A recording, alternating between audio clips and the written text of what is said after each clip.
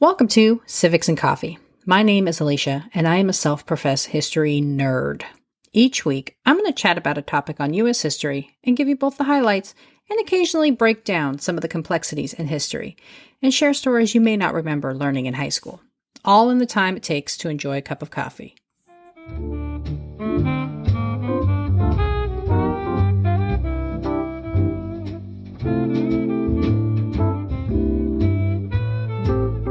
Hey peeps, welcome back. Last week, we dove into the first part of Sojourner Truth's life. Born into slavery only to emancipate herself and go through a religious awakening, Truth had already lived through several lifetimes before the Civil War hit in 1861 when she was nearing 70. And though quite old for the time period, Truth wasn't done just yet. So this week, we're going to wrap up the life and times of Ms. Sojourner Truth. A bit of warning, dear listeners, I'm going to be quoting a few published profiles of Truth in this episode. As I will discuss before using the quotes, the authors took liberties with how Truth truly spoke in an effort to emphasize their own narrative. Growing up a slave in Dutch New York, Truth most definitely did not speak in the manner with which she is quoted, but this apparently did not seem to bother the writers charged with capturing her work. It can be a bit off-putting, and so I want you to be prepared. Grab your cup of coffee, peeps. Let's do this. When I left you last, Truth was knee-deep in her travels, preaching about faith and against the institution of slavery, and, to a lesser extent, women's rights. However, as the 1860s dawned and a new man was elected president, the country suddenly found itself in turmoil. Fearing the potential loss of their economic way of life, the southern states began seceding from the Union and declaring they would make their own country where slavery could stay in place, untouched, and free to flourish. The president charged with maintaining the Union and trying to bring the country back from civil war was a quiet, tiny little fellow known as Abraham Lincoln. You may have heard about him somewhere. Though purposeful, Lincoln was anything but tiny, standing at 6 feet 4 inches. And he was committed to trying to get the country back together as quickly as possible. Seeing the war as an opportunity to finally rid the country of the ills of slavery, Truth joined the likes of Harriet Tubman in promoting the enlistment of black soldiers to fight on the side of the Union. Supporting the Union early, Truth made a trip to an Indiana courthouse to preach her allegiance and to suggest arming black men to fight for the cause. Not everyone was willing to hear her message, however, and Truth was arrested for violating a state law prohibiting people of African descent from entering the state. After some maneuvering, she was released after 10 days in jail. During the Civil War, Truth lived briefly in Detroit, where she delivered goods and supplies to the Union troops.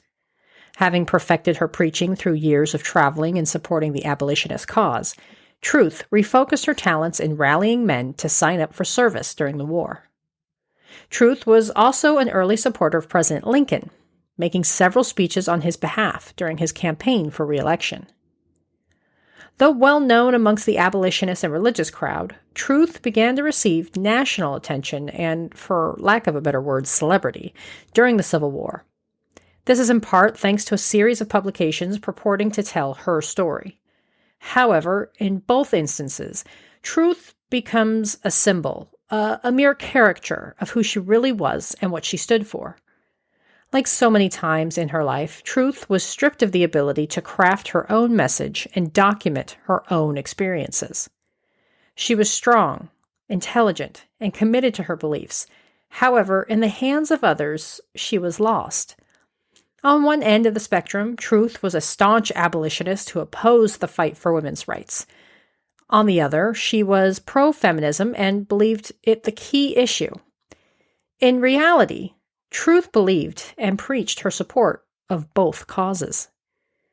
The first false depiction came at the hands of Harriet Beecher Stowe, author of the American classic Uncle Tom's Cabin. Stowe, committed to the abolitionist cause, wrote an article for Atlantic Monthly in 1863 titled Sojourner Truth, the Libyan Sibyl. In her flowery piece of fiction, Truth apparently shared her story of coming over from Africa with her mother and father, and who found the Lord while held in bondage. In Stowe's portrait of Truth, she broke into religious song and sang, quote, with the barbaric accent of the native African, and with those indescribable upward turns and those deep gutturals which give such a wild, peculiar power to the Negro singing, end quote. Mind you, Truth was born in Dutch New York and likely carried no trace of African dialect. In Stowe's version, Truth did not understand the fight for women's rights and thought women simply had to only take the rights they were in want of. And in an odd decision, Stowe wrote of Truth as if she were dead. She inserted apparent quotes from Truth that carried a distinctive Southern slave feel. For example, when covering Truth's story about her discovering her son had been sold illegally to a family in Alabama, Stowe apparently documents what Truth said, quote, well, you know, de law had passed dat de colored folks was all free, and my old missus, she had a daughter, married about dis time, who went to live in Alabama. And what did she do but give her my son, a boy about de age of dis year, for her to take down to Alabama, end quote. The entire article quotes Truth in this manner, using vernacular she likely never used, given her youth was spent in New York. Stowe was primarily interested in using Truth as an example to promote the ills of slavery, and focused more on crafting a narrative that supported her ends than in crafting a true picture of Sojourner Truth, the person. Not to be outdone, Stowe's 1863 article was followed up with another piece, this time written by Frances Dana Gage. Gage's article claimed to contain a transcription of a speech given by Truth some 12 years after the fact. This time, the story of Sojourner Truth was to highlight the cause for women's rights. Again, employing the use of that Southern slave vernacular, Gage published a version of the speech that is today widely considered unreliable and inaccurate. Like I mentioned last time, if you know of Sojourner Truth, the chances are it is because of the fictional speech, known today as Aren't I a Woman? In her article, Gage captures Truth's apparent sermon on the need for women's rights by saying, quote, dat man over dar say that women needs to be helped into carriages and lifted over ditches, and to have de best place everywhere. Nobody ever helps me into carriages, or over mud puddles, or gives me any best place, and ain't I a woman? End quote. Compare this quote to the one I shared from Marcus Robinson in last week's episode, and you can see why Gage's version is troublesome. Unfortunately, Truth was at the mercy of those who wrote about her and supposedly covered her words, never learning to write for herself. This leaves a large gap in the historical record when trying to understand her as a person with multiple layers of complexity. There was at least one upside to the publication of these profiles. Sojourner Truth, ex-slave and passionate preacher, was now nationally known. This meant she could sell more of her narrative to raise money for preaching efforts and pay off her little home in Michigan. By no means a passive person, Truth sought to reclaim her story the only way she knew how: portraiture. Due to advancements in photo technology, small portraits, known as carte de visite, were used like calling cards for well-known individuals. These small visuals became highly popular during the Civil War, and Truth, who, again, could not read or write, used these as another means of raising funds for her travel. But the pictures of Truth also help provide clarity for someone whose identity and story was used and abused to meet others' agendas. Sitting for at least 14 portraits, Truth carefully crafted her image. Simply dressed with minimal background, Truth tried to portray an unfiltered look at the woman behind the stories. So despite the slanted and flawed portraits written about Truth, her national recognition provided her the opportunity to meet with sitting President Abraham Lincoln. As a staunch supporter of Lincoln, whom she referred to as, quote, a Daniel in the lion's den, end quote, She was very excited at the prospect of meeting the man who freed the slaves with his Emancipation Proclamation in 1863. Fellow abolitionist and colleague Harriet Tubman was less impressed with Lincoln, not entirely trusting his motives, citing the pay difference between black and white soldiers as an example of his lack of commitment to true freedom for black people. Coordinated by Mrs. Lincoln's personal attendant, Elizabeth Keckley, Truth and her white female companion, Lucy Coleman, met with Lincoln on the morning of October 29, 1864. Upon her arrival, Truth was initially denied entry since blacks were not allowed in the White House. However, after some intervention and explanation, Truth was able to enter the mansion with her white escort. What happened next is up for some debate, as Truth told a very different version of events than her counterpart Coleman. In Truth's version, Lincoln was ever the gracious host, saying, quote, "I am proud to say that I never was treated with more kindness and cordiality than I was by the great and good man, Abraham Lincoln." End quote. She was ecstatic to have Lincoln sign her autograph book, where he made a dedication in her honor, writing, quote, "For Auntie Sojourner Truth, October 29th, 1864, A. Lincoln." Can I just pause here and say, how cool is that? Collecting autographs was popular during this time period, and people were willing to affix their signatures to most anything placed in front of them. But still, Abraham frickin' Lincoln? I'm a little jealous. Okay, moving on.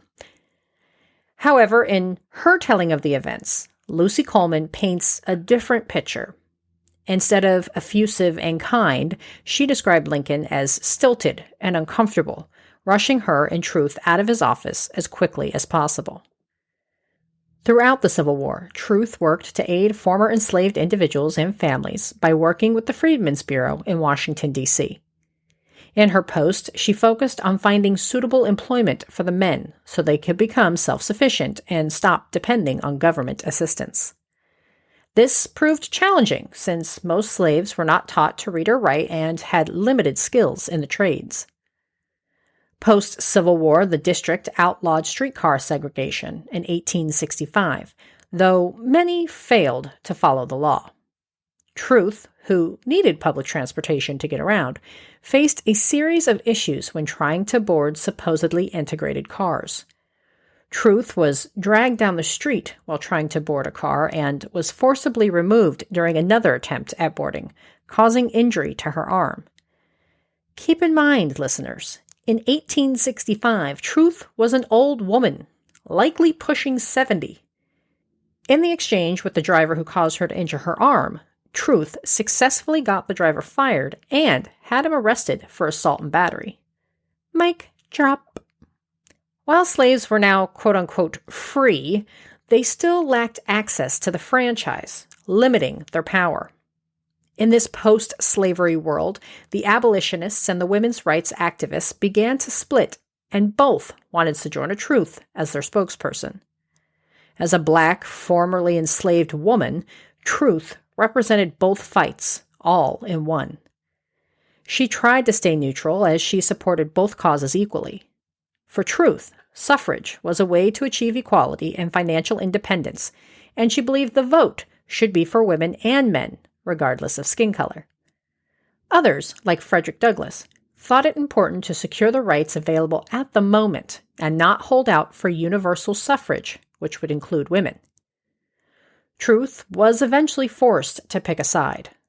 Either she would turn her back on the efforts at Reconstruction and securing the franchise for black men and dedicate all her efforts to the work of women's suffrage, or she would support the small but substantial step of securing the right to vote for at least some of her fellow Americans.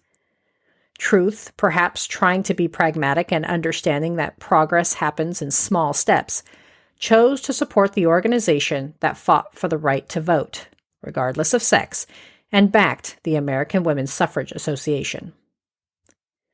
Another mission close to Truth's heart was the resettlement of formerly enslaved individuals. While she was not as successful as she'd hoped in finding new employment for former slaves, Truth believed she could improve their lives if she was able to relocate them west.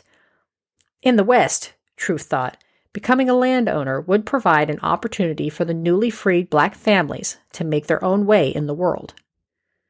Looking to the reservation system employed by the United States in rehousing various indigenous tribes, Truth sought out support for a similar option for freed slaves. Working with fellow abolitionists, Truth created a petition to submit to Congress, quote, "To the Senate and House of Representatives in Congress assembled. Whereas, through the faithful and earnest representations of Sojourner Truth, who has personally investigated the matter, we believe that the freed colored people in and about Washington, dependent upon government for support, would be greatly benefited and might become useful citizens by being placed in a position to support themselves. We, the undersigned, therefore, earnestly request your honorable body to set apart for them a portion of the public land in the West and erect buildings thereon for the aged and infirm, and otherwise so to legislate as to secure the desired results." End quote. Truth traveled the country trying to drum up support for the petition, paying her way through selling her portraits and copies of her narrative. Starting her tour in Rhode Island in February 1870, Truth spent almost the entire year on the road. And I do not mean to belabor the point, but I do just want to celebrate and highlight that Truth was doing all of this while pushing 80 years old. This was during a time when the average lifespan in the United States hovered around 40, so 77 was considered ancient. She should have been at home enjoying her retirement, not traipsing across the country trying to establish a colony for newly freed slaves.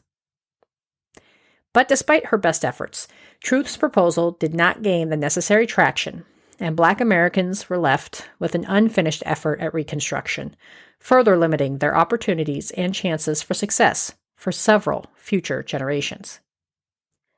It seems as though Truth finally calmed down a bit in her twilight years, though she did meet both President Andrew Johnson and Ulysses S. Grant before she passed away on November 26, 1883.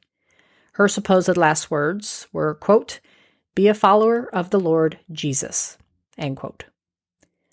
Truth was celebrated in death with a large funeral held in the Congregational Presbyterian Church.